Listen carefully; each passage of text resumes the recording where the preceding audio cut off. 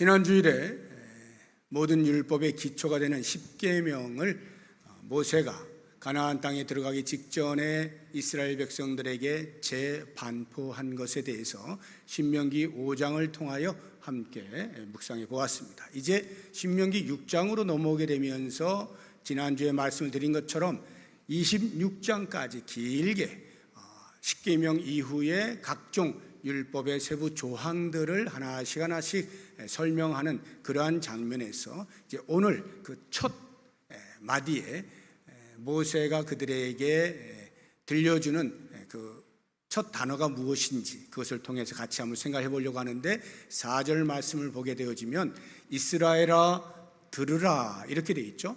원어 성경을 보게 되어지면 들으라 이스라엘아 이렇게 나와 있습니다. 들으라 이스라엘아 할 때 이 들으라라고 하는 말의 히브리어가 쉐마입니다. 많이 들어보셨죠? 쉐마. 우리 기독교 대안학교 가운데도 이름이 쉐마 크리스천 학교가 있어요. 그만큼 이 쉐마가 중요한데 유대인들에게 있어서는 쉐마라고 하는 것을 아예 아침 저녁으로 암송을 하면서 평생의 지표로 삼는 것이 이 쉐마예요.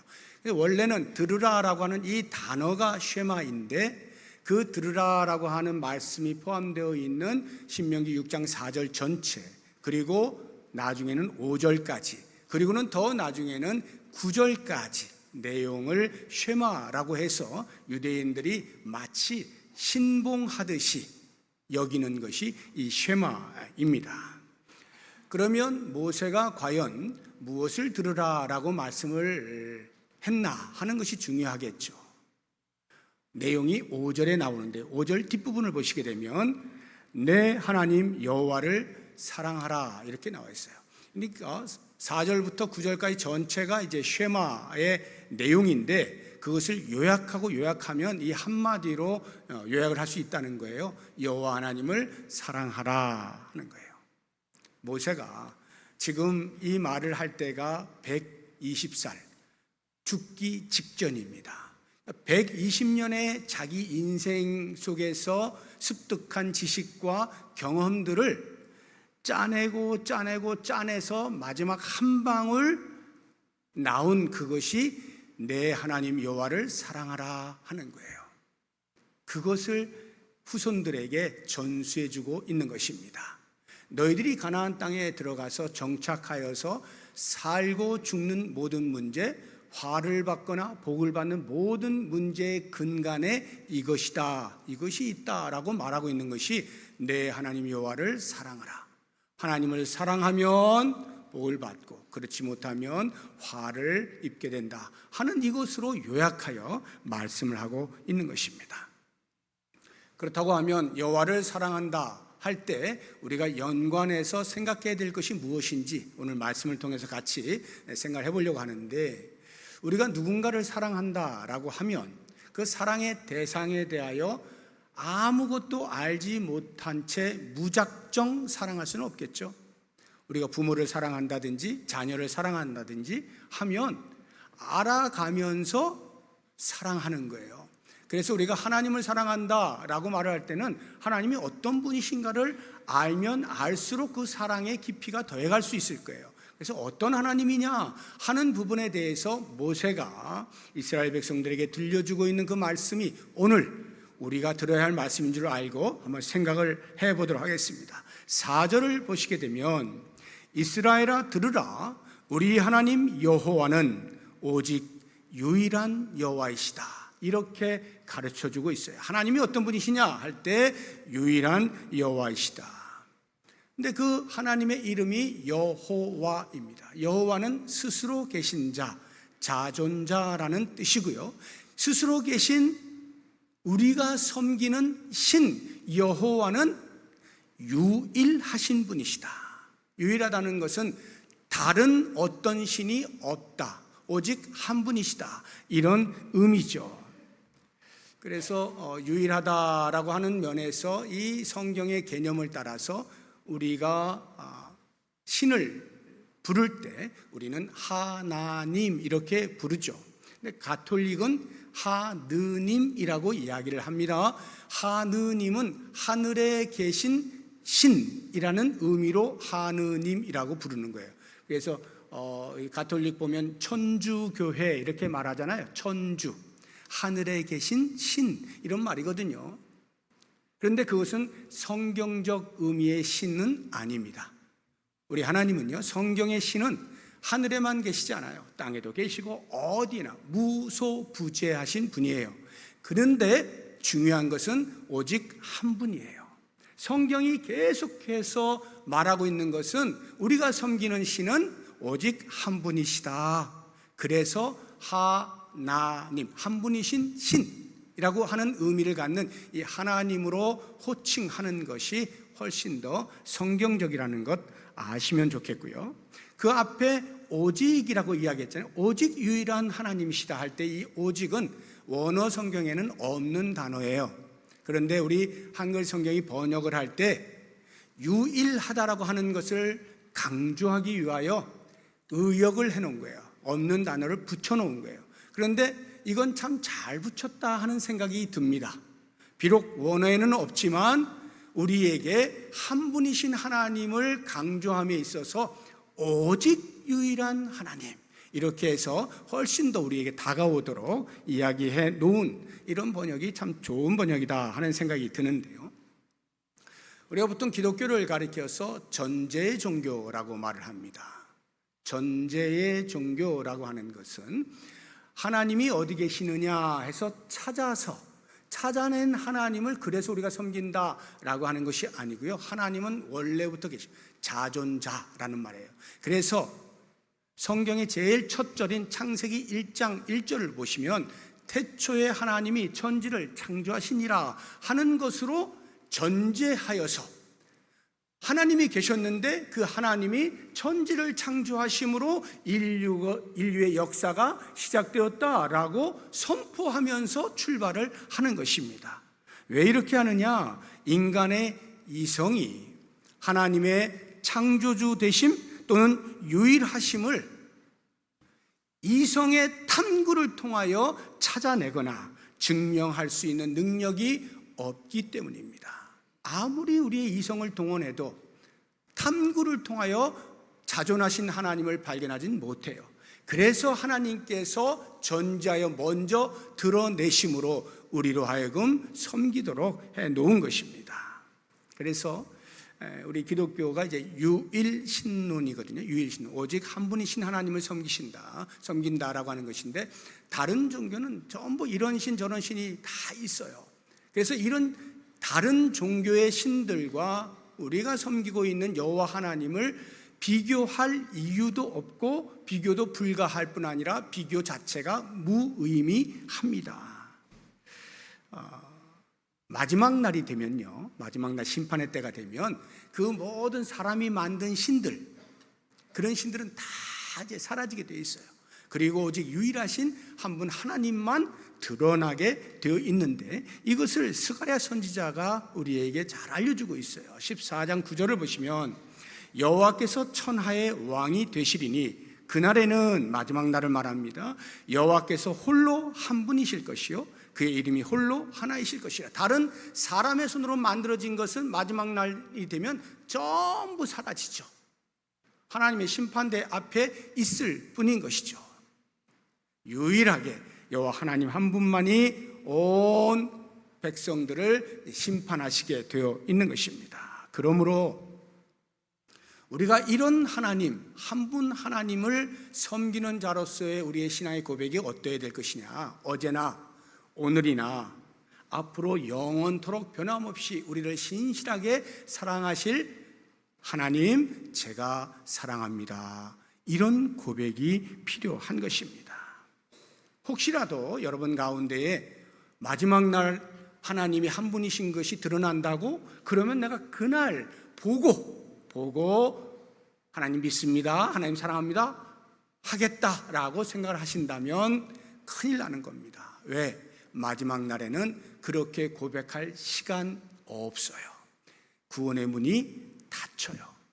그러므로 우리는 지금 바로 이 순간, 이 세상을 살고 있는 동안에 여호와 하나님, 한 분이신 하나님 제가 사랑합니다 고백하는 거예요. 이 기회가 있을 때 하나님 사랑함으로 살아갈 수 있는 우리 모두가 될 수 있기를 바랍니다. 하나님이 어떤 하나님이시냐, 또 하나 우리가 꼭 잊지 말아야 될 것은 하나님은 사랑이셔요.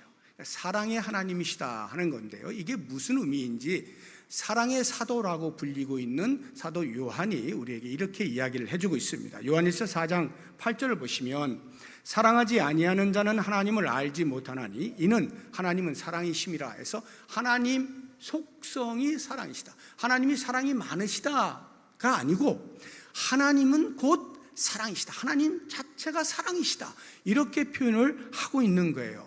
그런데 사랑이신 하나님께서 우리가 하나님을 사랑하기 이전에 먼저 우리를 찾아와서 사랑한다 말씀하시고 우리에게 그 사랑을 보여주셨어요. 사도 요한이 그것을 이야기합니다. 요한일서 4장 19절을 보시면 우리가 하나님을 사랑한다 함은 그가 먼저 우리를 사랑하신 연고라, 이렇게 이야기를 하는 거예요.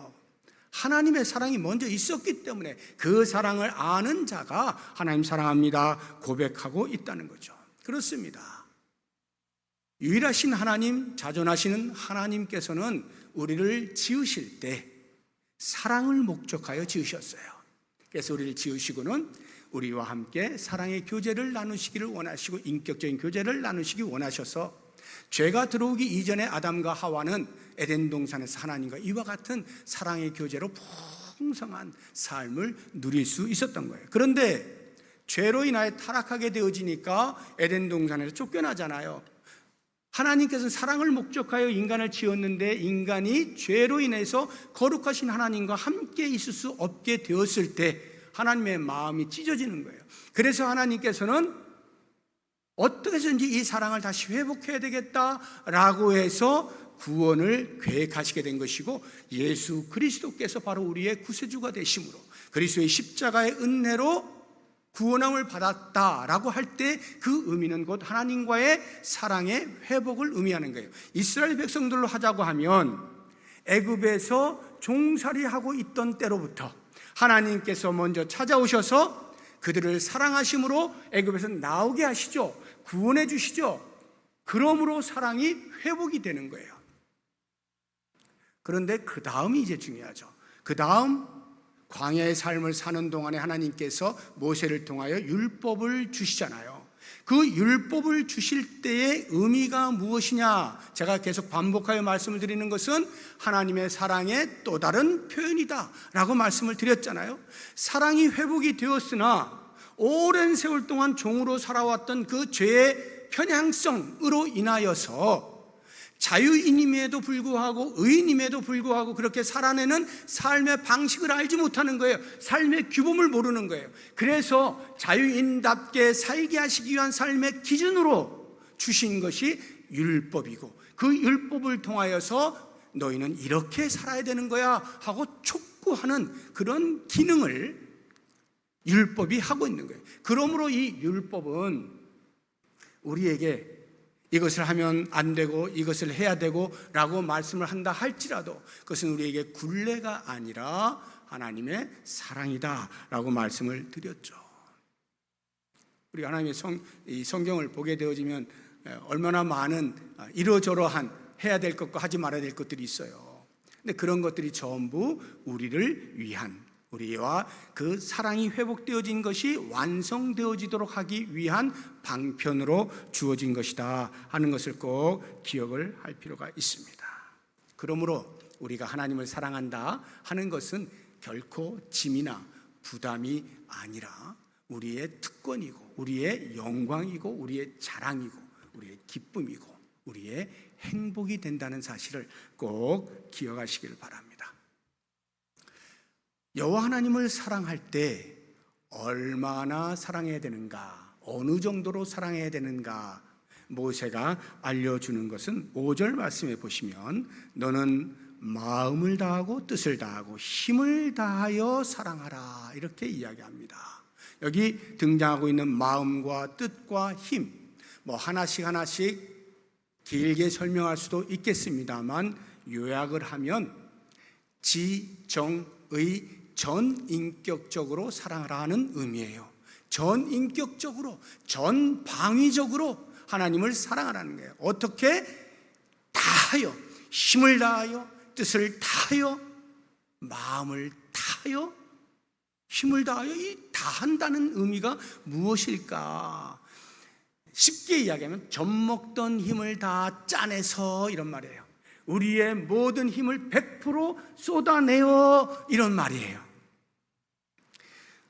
제가 이제 아이들 기를 때, 어렸을 때 제 취미 중에 하나가, 아마 여러분들도 대부분 다 어린아이를 기르실 때 했던 것일 텐데, 아이를 불러놓고, 제 큰애가 샤론인데, 샤론아, 아빠 얼마만큼 사랑해? 그러면은 이 아이가 총명해가지고 하늘만큼 땅만큼 이러거든요.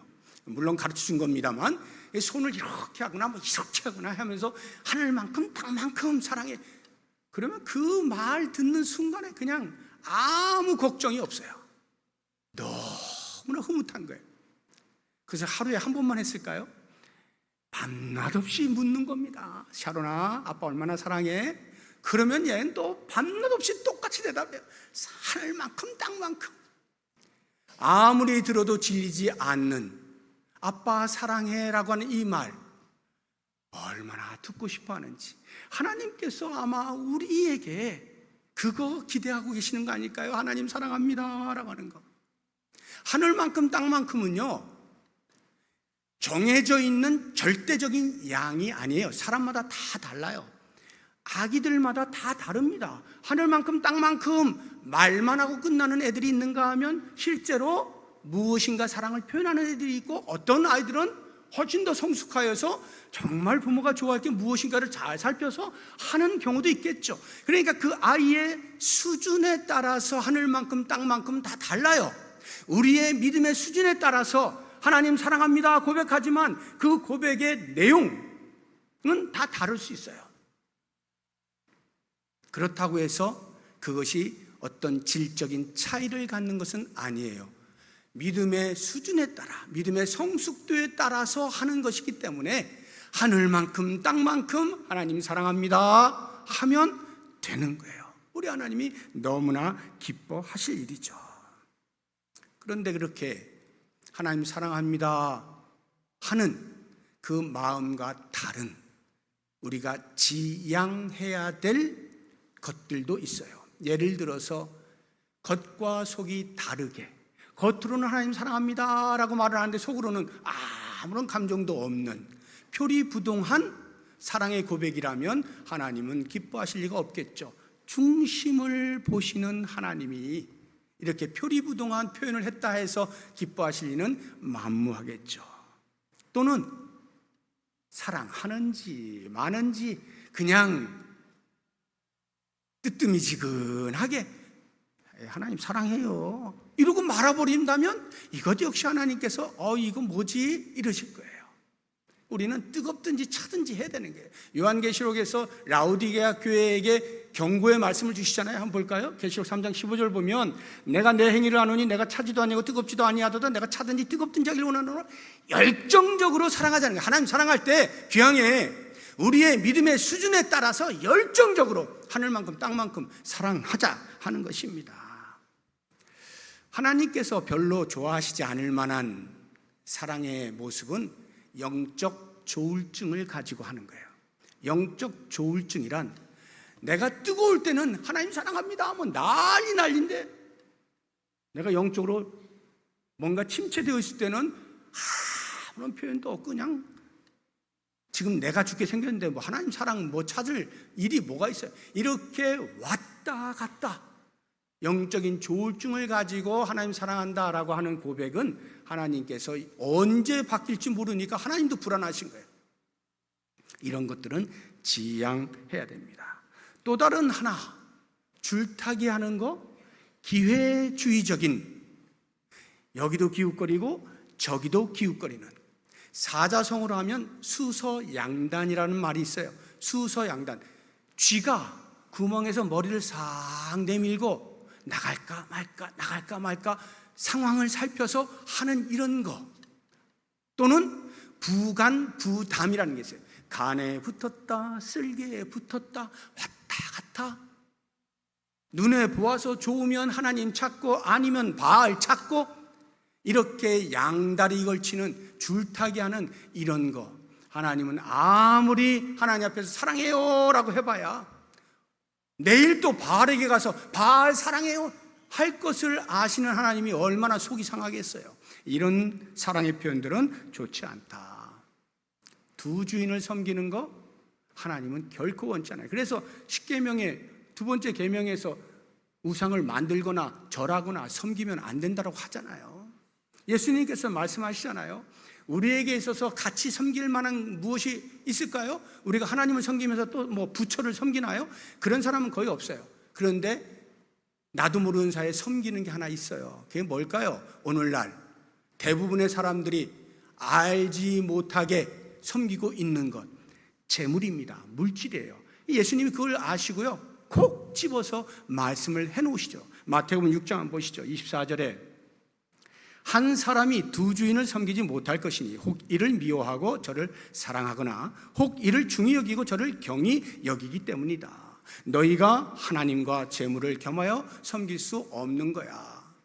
하나님 섬긴다 하면서 재물도 사랑하고 같이 이렇게 안 돼. 물론 이 말씀을 오해해서 그래서 모든 기독교인들은 재물이 하나도 없어야 된다, 청빈하게 살아야 된다, 이렇게 곡해하시면 안 돼요. 재물을 사랑하지 않는 것이죠. 재물이 없어야 된다는 게 아니에요. 물론 재물이 있으면 사랑하는 유혹이 크긴 커요. 없으면 편하긴 해요. 그러나 재물이 있다 하더라도 이 재물의 주인이 여호와 하나님이심을 고백하는 사람은 재물 가지고 기가 막히게 잘 사용합니다. 하나님의 영광을 위해서 잘 사용해요. 그러면 그것은 훨씬 큰 유익을 끼치는 거예요. 재물이 많으면 그게 잘 안 돼서 문제이긴 합니다만, 재물을 사랑한다라고 하는 것은 재물의 양과 관계없이 거기에 정신이 팔려 있는 것, 그래서 하나님을 사랑하는 것에서 뒤처지는 것, 이것이에요. 이렇게 두 주인을 섬기면 안 돼. 하나님만 사랑해야 된다라고 하는 것입니다. 그래서 우리가 하나님을 어느 정도로 사랑해야 되느냐? 우리의 겉과 속이 다르지 않게 열정적으로, 그리고 계속해서, 제일 중요한 것은 양쪽으로 왔다 갔다 하지 아니하고 오직 하나님만 사랑하는 이러한 사랑을 우리가 할 수 있어야 돼요. 마지막으로 하나님을 사랑한다 할 때 그러면 어떻게 하는 것이 하나님을 사랑하는 것인가? 추상적이잖아요. 하나님을 사랑한다 할 때 어떻게 하는 것이 하나님을 사랑하는 것인가? 모세가 그것을 알려주고 있습니다. 말씀에 순종하는 거예요. 말씀에 순종하는 거. 그러니까 하나님을 사랑한다 하면 하나님께서 우리에게 들려주신 그 말씀에 대하여 순종함으로써 하나님 사랑을 증명할 수 있어야 됩니다. 예수님께서도 그렇게 말씀을 해주시잖아요. 요한복음 14장 21절 보면 나의 계명을 지키는 자라야 나를 사랑하는 자라고 분명히 말해요. 그러니까 계명을 사랑하지 않는데 주님 사랑합니다 라고 고백하는 건 전부 뭐예요? 거짓말이라는 거예요.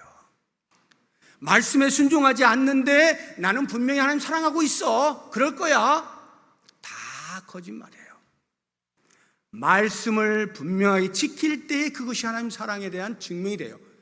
제가 지난주에 말씀을 드렸잖아요. 말씀을 지켜도 사랑하지 않는 경우가 있다 이 말이에요. 그렇다고 하면 하물며 말씀도 지키지 않는데 무슨 하나님을 사랑하는 것이 가능하겠어요?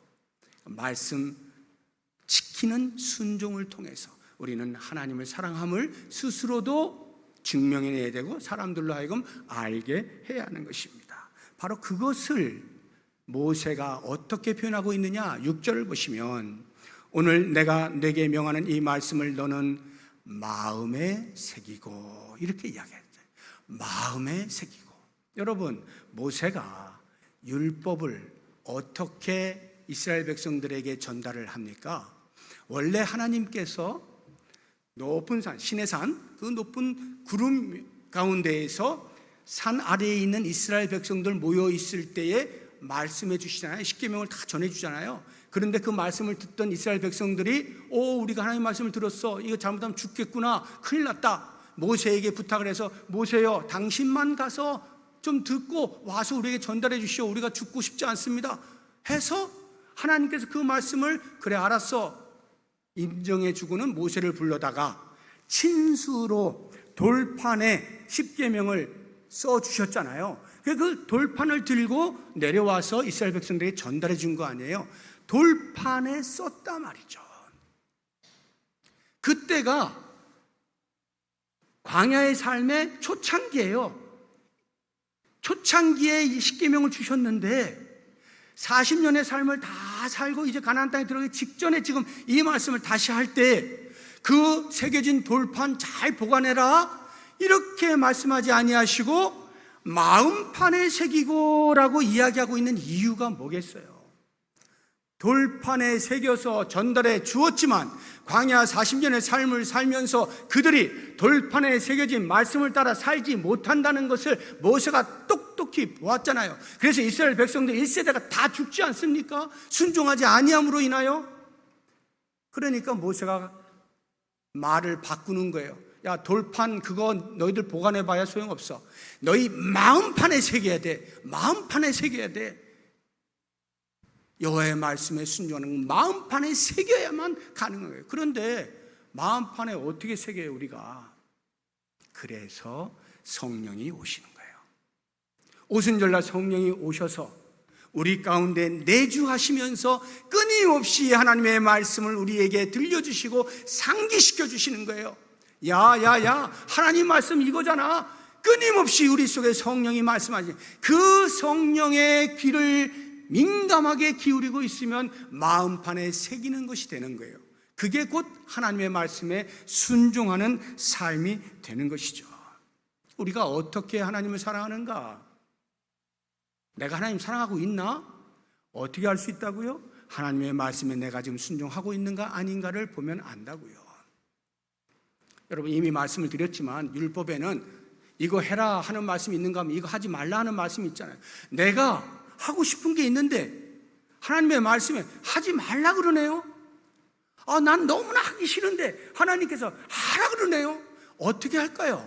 무엇을 기준하여 살아야 될까요? 하나님의 말씀에 기준하여 나를 굴복시킬 때 내가 하나님 사랑하는 것을 알게 되는 거예요. 그게 하나님 사랑이에요. 그러면 이렇게 말씀에 순종하여 하나님을 사랑하는 것이 나 한 사람으로 살아내면 끝나느냐? 모세가 이야기합니다. 아니라는 거예요. 너 하나만 잘 살면 되는 게 아니야. 네 가족들, 네가 속해 있는 공동체 전체가 그렇게 살 수 있도록 해야 돼 라고 이야기를 하는 거예요. 그러니까 하나님의 말씀에 순종한다는 것은 나 한 사람의 문제가 아니라 내가 속해 있는 공동체 전체의 문제라는 것을 알 수가 있어요. 다시 말하면 다음 세대의 신앙의 전수를 할 수 있어야 된다라고 하는 것인데 7절을 보세요. 내 자녀에게 이렇게 말하잖아요. 여기 자녀에게라고 하는 것은 나를 중심으로 해서 나의 아들, 딸 한 대만을 이야기하는 게 아닙니다. 나의 자녀들 1대, 2대, 3대 계속하여 즉 후손들을 말하는 거예요. 우리의 다음 세대 후손들을 말하는 거예요. 그 후손들도 하나님의 말씀에 순종할 수 있도록 해야 돼라고 하는 것인데 그래서 그러면 어떻게 우리의 후손들에게 하나님의 말씀을 가르칠까? 7절 다시 보십시오. 첫 번째 보니까 부지런히 가르치라는 거예요. 부지런이라는 말이 무엇일까요? 한 번 하고 덮지 말라는 거예요. 하나님 말씀에 순종해야 돼. 그렇게 하나님을 사랑하며 살아야 되는 거야. 한두 번 해보다가 귀담아 듣는 것 같지 않으니까 에이, 네 인생은 네 인생이지. 간단히 포기하지 말라는 거예요. 반복적으로 계속하여 분명하고 엄한 어조로 하나님 사랑하는 것만이 사는 길이다. 하나님 사랑은 말씀에 순종하는 것이다. 분명하게 이야기를 해줘야 돼. 이게 부지런히 가르친다는 거예요. 두 번째로 보시게 되면 집에 앉았을 때든지 길을 갈 때든지 누워있을 때든지 일어날 때든지 강론하라는 거예요. 여기 보면 공간과 시간의 개념이 나오는데요, 장소를 말하잖아요. 길이든지 집이든지. 이게 무슨 말이에요? 어디에서나, 이 말이죠. 어디에서나 말씀을 가르쳐라 하는 것이고요. 시간과 관련해서는요, 누워있을 때든지 일어날 때든지. 잠잘 때하고 기상에서만 하나님 말씀을 가르치라는 건가요? 아니죠. 하루 종일 하라는 거잖아요. 하루 종일. 그러니까 언제든지 이런 말이에요. 어디서나 언제든지, 즉 일상생활 전체를 통하여 하나님 말씀을 가르쳐라 하는 거예요. 그리고 제일 중요한 거 8절 9절을 보시게 되면 그 가르칠 때 말로만 가르치지 말고 네가 먼저 잘 말씀에 순종하는 것을 보여줌으로써 가르치라는 거예요. 8절 한번 보세요.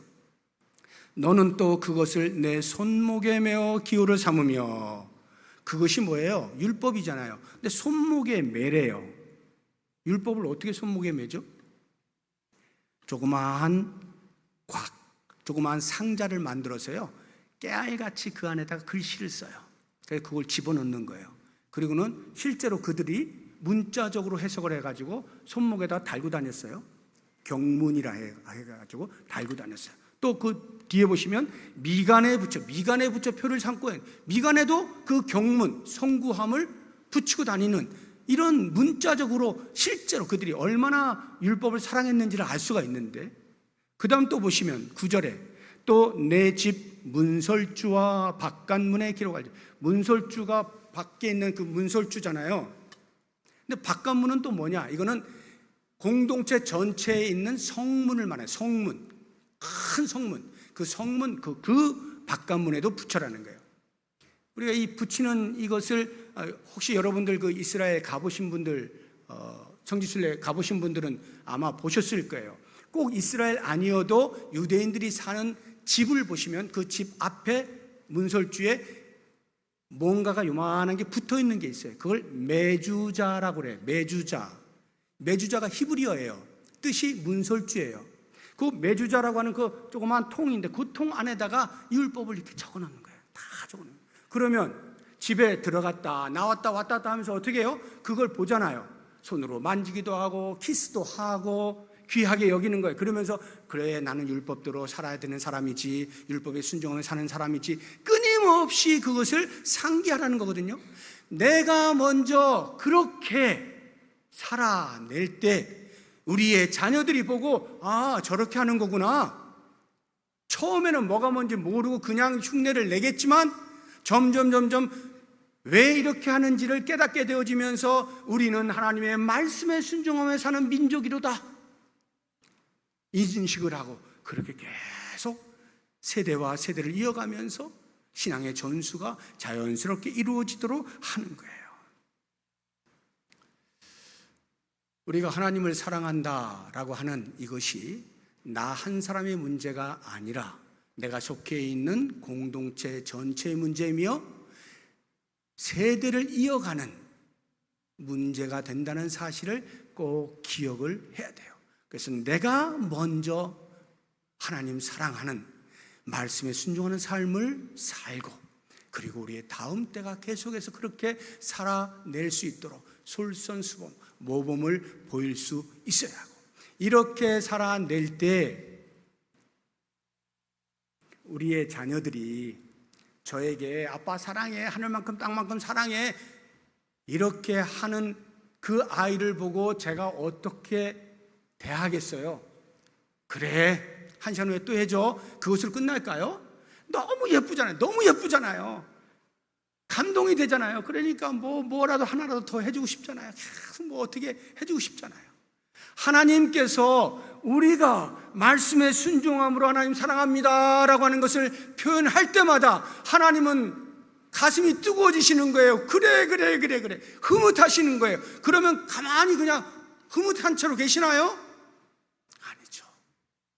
그렇게 사랑을 표현할 때 하나님께서는 우리에게 때를 따라 은혜를 부어 주시는 거예요. 그것이 신명기 전체의 내용이에요. 너희가 하나님의 말씀에 순종하여 살면 이렇게 될 것이야 하고 하나님의 복을 계속 얘기해요. 한 가지만 예를 들어서 신명기 11장에 보면 이렇게 나와요. 13절부터 한번 보시죠.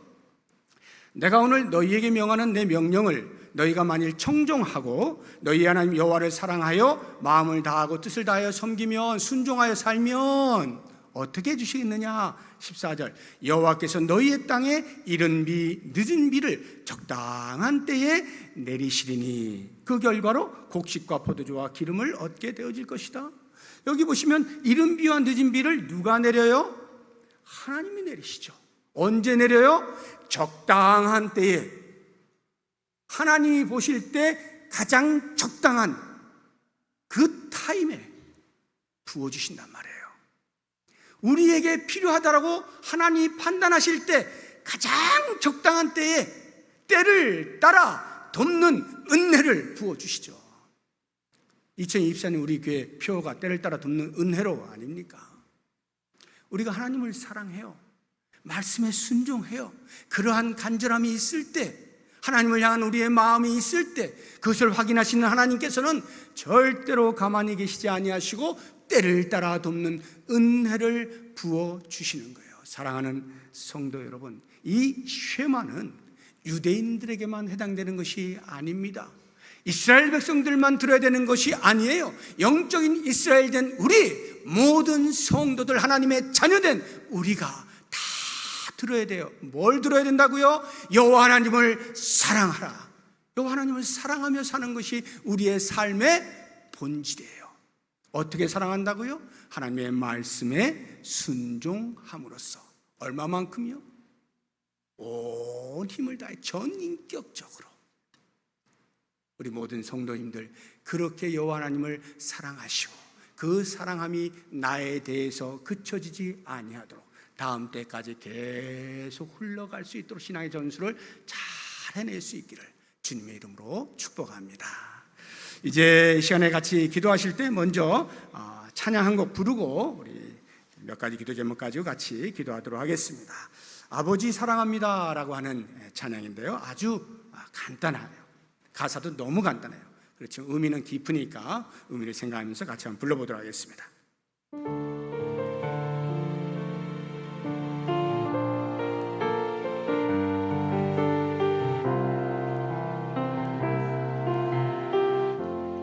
아버지 사랑합니다. 아버지 사랑합니다. 아버지 경배합니다. 아버지 채워주소서.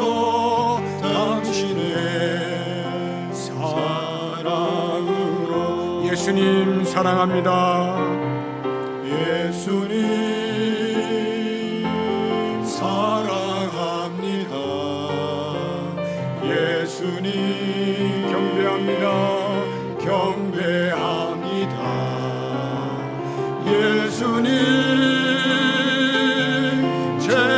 채워주소서. 당신의 사랑으로. 성령님 사랑합니다. 성령님 사랑합니다. 성령님 경배합니다. 성령님 채워주소서. 당신의 사랑. 우리 한 번만 더 부르겠습니다. 아버지 사랑합니다. 아버지 사랑합니다. 아버지 경배합니다. 아버지 채워주옵소서. 채워주소서. 당신의 사랑으로 넘치게 하여 주옵소서.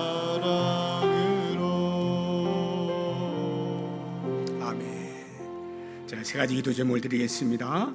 하나님과 아름다운 사랑의 교제가 풍성하게 하여 주옵소서. 말씀에 전적으로 순종하는 삶을 살게 하여 주옵소서. 다음 세대의 신앙을 전수할 사명을 잘 감당하는 가정과 교회가 되게 하여 주옵소서. 이와 같은 기도의 제목으로 우리 다 같이 한 목소리로 기도하겠습니다. 하나님 아버지 감사합니다. 주의 말씀을 통하여 우리에게 다시 한번 하나님께서 우리를 얼마나 사랑하시는지 깨닫게 하여 주심을 감사합니다. 우리를 지으신 것이 사랑의 교제를 위함이요 우리를 구원하신 것이 그 사랑의 회복을 위함이요 우리에게 말씀을 주신 것이 사랑의 완성을 위한 것임을 인하여 감사합니다. 알게 하여 주신 것 감사합니다. 이제는 내가 하나님을 사랑합니다 고백합니다. 하나님과 아름다운 사랑의 교제가 넘쳐날 수 있도록 인도하여 주시옵소서. 오 주님 원합니다. 하나님의 말씀에 순종함으로 하나님 사랑을 스스로 깨닫기를 원합니다. 말씀에 순종하지 아니하면서 내가 하나님을 사랑한다 착각하지 않게 하여 주시고 어떠한 말씀이 되었든지 내가 설령 불편하다 할지라도 거북스럽다 할지라도 주님이 주시는 말씀이면 아멘으로 순종하여 주의 뜻을 이루어드릴 수 있는 복된 삶을 살게 하여 주시기를 원합니다. 이 삶이 나에게서 끝나지 않게 하여 주시고 나의 자녀에게 나의 후손에게 계속해서 흘러내려갈 수 있도록 도와주시기를 원합니다. 여호와 하나님을 사랑하는 것이 우리의 모든 생사 화복을 결정짓는 사실을 잊지 않게 하여 주시고 우리의 가문이 우리의 교회가 대대로 여호와 하나님만을 사랑하며 하나님의 말씀에 순종하며 뜻을 이루어드릴 수 있는 아름다운 공동체 되게 하여 주시옵소서. 싸우며 예수님의 이름으로 기도드립니다. 아멘. 하나님 감사합니다.